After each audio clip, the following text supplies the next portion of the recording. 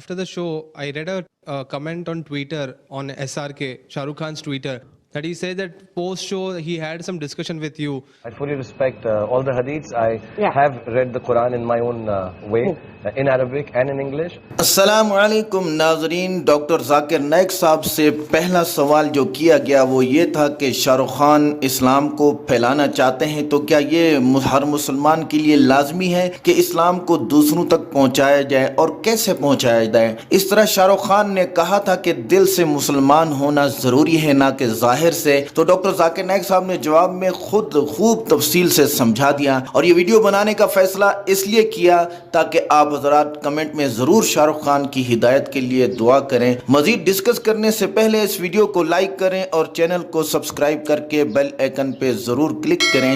ناظرین، ڈاکٹر ذاکر نائک صاحب نے سوال دہرانے کے بعد جواب دیتے ہوئے فرمایا کہ میں شاہ رخ خان کی اس بات سے اتفاق کرتا ہوں کہ ہر مسلمان کو اسلام کا پیغام دوسروں تک پہنچانا چاہیے کیونکہ یہ ایک فرض ہے اور اہم فرض ہے. اس فرض کو نبھانا ہر مسلمان کا فرض ہے. آپ نے سورہ آل عمران کی آیت نمبر 110 کا حوالہ دیا جس کا ترجمہ کچھ اس طرح تھا کہ مسلمان دنیا کی بہترین امت ہیں کیونکہ مسلمان جو اپنے لیے پسند کرتا ہے وہی دوسروں کے لیے.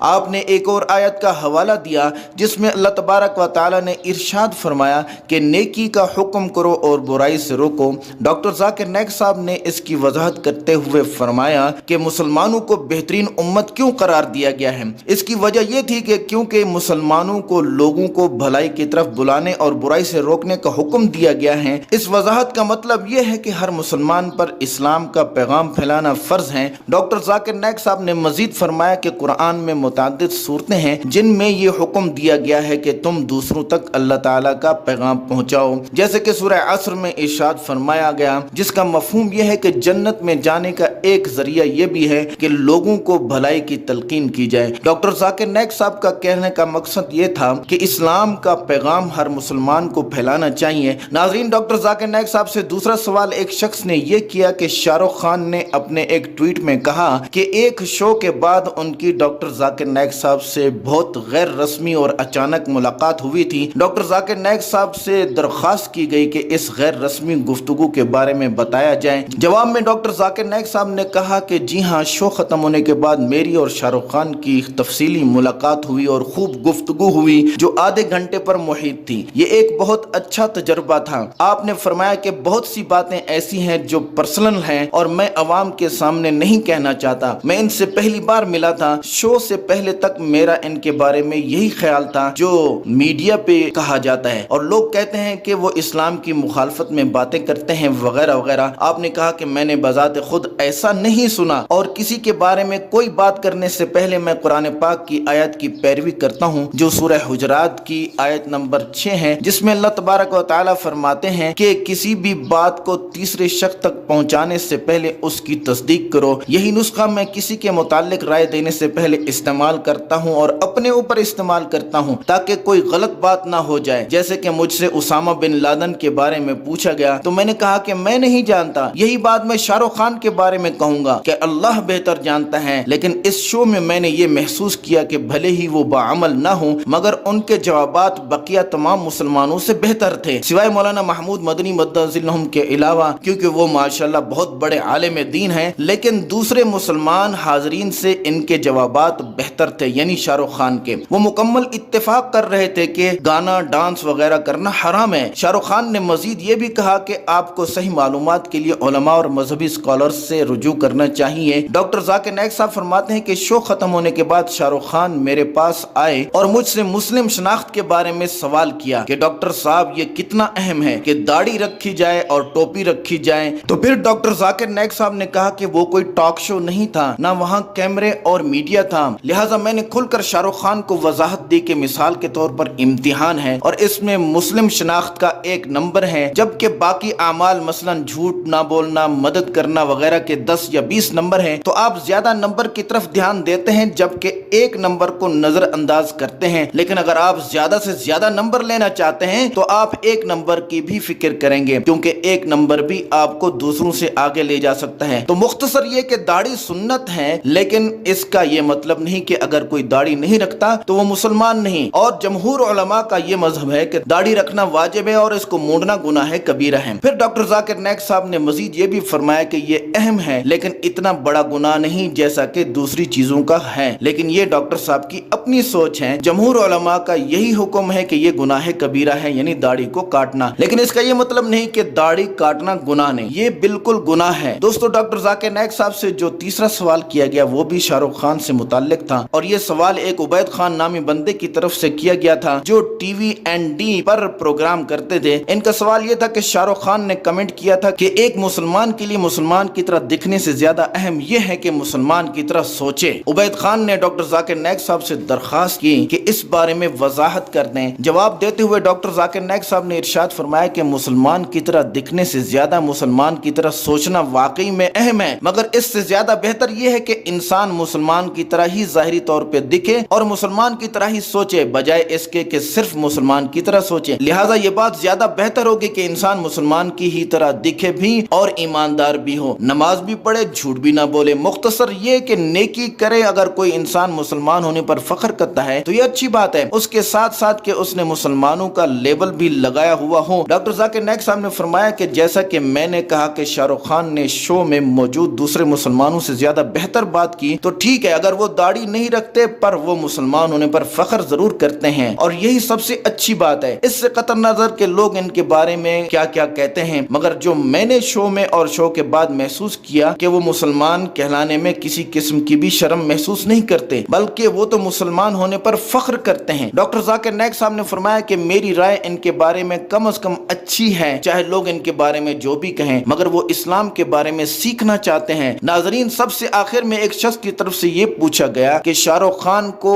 انہوں نے دیکھا بھی ہے اور وہ کہتے بھی ہیں کہ میں نماز پڑھتا ہوں اور اس سال انشاءاللہ حج پر بھی جاؤں گا، تو اللہ کرے انہیں ہدایت نصیب ہو جائے۔ انہوں نے یہ بھی کہا کہ میں نہیں جانتا کہ یہ آپ کی محبت کا اثر ہے یا کچھ اور، بہرحال اللہ تعالیٰ انہیں ہدایت دے۔ ڈاکٹر ذاکر نائک صاحب نے جواب دیتے ہوئے فرمایا کہ پتہ نہیں، میں نہیں سمجھتا کہ میری وجہ سے ہے، لیکن اللہ پہلے ہم سب کو اور پھر انہیں ہدایت دے، اور آمین بولو۔ دوستو اس ویڈیو کے آخر میں ہم آپ کو شاہ رخ خان کی زندگی کے بارے میں بتاتے چلیں۔ شاہ رخ خان 2 نومبر 1965 کو نئی دہلی میں پیدا ہوئے۔ ان کے بچپن کے 5 سال اپنے نانا کے ہاں بنگلور میں گزرے، اس کے بعد دلی کے علاقے گوتم نگر میں پلے بڑھے۔ انہوں نے دلی کے اسکول میں ایڈمیشن لیا اور وہیں پڑھائی کی۔ اس کے بعد 1985 سے 1988 تک دلی کے ہنس راج کالج میں پڑھا اور وہاں سے اکنامکس میں بیچلر کی ڈگری لی۔ اس کے بعد جامعہ اسلامیہ یونیورسٹی سے ماس کمیونیکیشن کا کورس کیا۔ ان کا شوق شروع سے ہی شوبز کی طرف تھا اور طالب علمی کے زمانے سے ہی وہ دلی کے تھیٹر ڈیگ میں کام کرتے تھے۔ ماس کمیونیکیشن کا کورس بیچ میں چھوڑ کر وہ ایکٹنگ کی طرف متوجہ ہو گئے۔ شاہ رخ کے والد کی وفات 1981 میں ہوئی اور 1991 میں ان کی والدہ کی وفات بھی ہو گئی۔ شاہ رخ خان نے اپنے کیریئر کا آغاز ڈرامہ سیریل فوجی سے کیا اور پھر مختلف سیریلز کے بعد وہ فلم کی طرف آ گئے۔ اس دوران انہوں نے بہت سی مشکلات بھی برداشت کی۔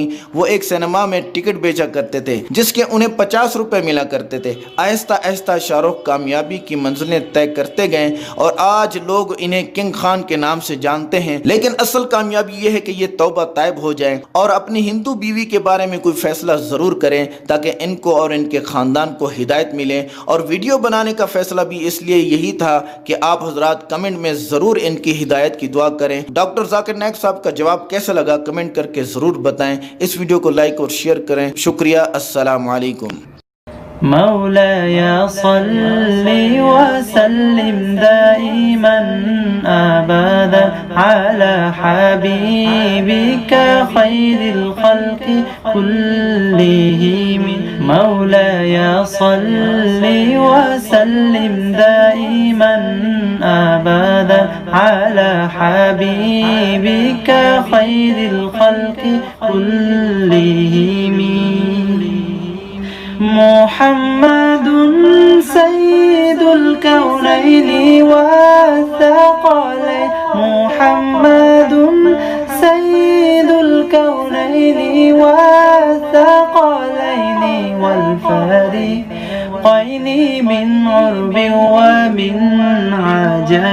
مولاي صل وسلم دائما أبدا على حبيبك خير الخلق كلهم. مولاي صل وسلم دائما أبدا